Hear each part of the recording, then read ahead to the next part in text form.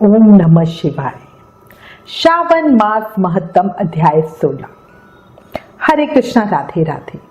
श्रावण मास महत्तम के अध्याय 15 में भगवान शिव ने ब्रह्मा पुत्र सनत कुमार को सुपोदन नामक व्रत की विधि सुनाई।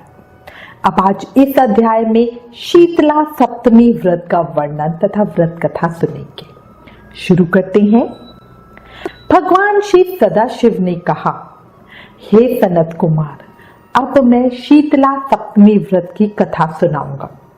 मनुष्य को चाहिए कि वह श्रावण मास के शुक्ल पक्ष की सप्तमी तिथि को यह व्रत करे। सबसे पहले दीवार पर बावली बनाकर उसमें अशरीर रूपी संज्ञक दिव्य रूपधारी 7 जलदेवों के चित्र बनाए तथा 16 प्रकार के उपचारों से जल देवी की पूजा कर उन्हें दही, ककड़ी और भात नैवेद्य स्वरूप अर्पण करें। इनका वायना केवल ब्राह्मणों को ही दे। इस तरह 7 वर्ष तक निरंतर व्रत करें। हर साल 7 सौभाग्यवतियों को भोजन करवाकर उद्यापन करना चाहिए। जल देवताओं की प्रतिमाएं एक स्वर्ण पात्र में रखकर बालकों सहित एक दिन पहले सायंकाल में भक्ति पूर्वक उनकी पूजा करनी चाहिए।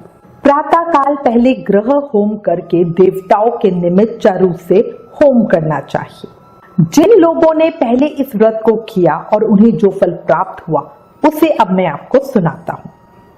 सौराष्ट्रीय देश में शोभन नामक एक नगर था। उसमें सभी धर्मों के प्रति निष्ठा रखने वाला एक साहूकार रहता था। उसने जल रहित एक अत्यंत निर्जन वन में बहुत पैसा खर्च करके शुभ तथा मनोहर सीढ़ियों से युक्त पशुओं को जल पिलाने के लिए सरलता से उतरने चढ़ने योग्य दृढ़ पत्थरों से बंधी हुई तथा लंबे समय तक टिकने वाली एक बावली बनवाई। उस बावली के चारों ओर थके राहगीरों के विश्राम के लिए अनेक प्रकार के वृक्षों से शोभायमान एक बाग लगवाया। लेकिन वह बावली सूखी ही रह गई और उसमें एक बूंद पानी नहीं आया। साहूकार सोचने लगा कि मेरा प्रयास व्यर्थ हो गया और व्यर्थ ही धन खर्च किया। इसी चिंता में विचार करता हुआ वह साहूकार रात में वहीं सो गया। तब रात्रि में उसके स्वप्न में जल देवता आए और उन्होंने कहा, हे धननाथ, जल के आने का उपाय तुम सुनो। यदि तुम हम सब लोगों के लिए आदर पूर्वक अपने पौत्र की बलि दो तो उसी समय तुम्हारी यह बावली जल से भर जाएगी। ये सपना देखकर साहूकार ने सुबह अपने पुत्र को बताया। उसके पुत्र का नाम द्रविण था और वह भी धर्म कर्म में आस्था रखने वाला था। वह कहने लगा, आप मुझ जैसे पुत्र के पिता हैं। ये धर्म का कार्य है, इसमें आपको ज्यादा विचार ही नहीं करना चाहिए। ये धर्म ही है जो स्थिर रहेगा और पुत्र आदि सब नश्वर है। कल्प मूल्य से महान वस्तु प्राप्त हो रही है, अतः यह क्रय अति दुर्लभ है। इसमें लाभ ही लाभ है। शीतांशु और चंडाशु ये मेरे 2 पुत्र हैं। इनमें शीतांशु नामक जो ज्येष्ठ पुत्र है उसकी बलि बिना कुछ विचार किए आप दे दें। लेकिन पिताजी, घर की स्त्रियों को यह रहस्य कभी ज्ञात नहीं होना चाहिए।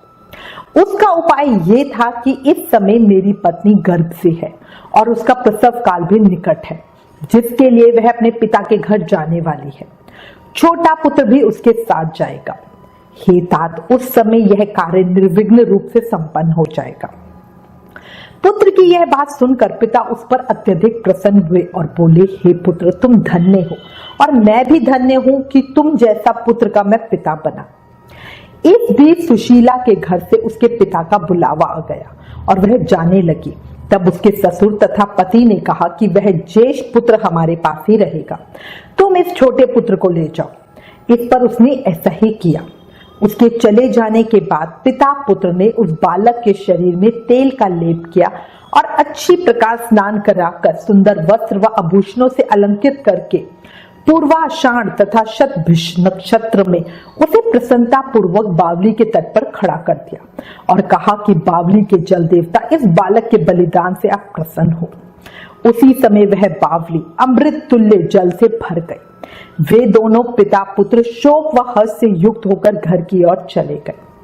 सुशीला ने अपने घर में तीसरे पुत्र को जन्म दिया और 3 महीने बाद अपने घर जाने को निकल पड़ी। मार्ग में आते समय वह बावली के पास पहुंची और उस बावली को जल से भरा हुआ देखकर तो बहुत आश्चर्य में पड़ गई। उसने उस बावली में स्नान किया और कहने लगी कि मेरे ससुर का परिश्रम व धन का व्यय सफल हुआ।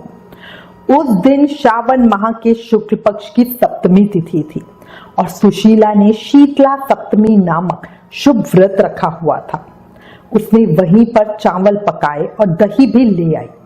इसके बाद जल देवताओं का विधिवत पूजन करके दही, भात तथा ककड़ी फल का नैवेद्य अर्पण किया तथा ब्राह्मणों को वायना देकर 7 के लोगों के साथ मिलकर उसी नैवेद्य अन्न का भोजन किया।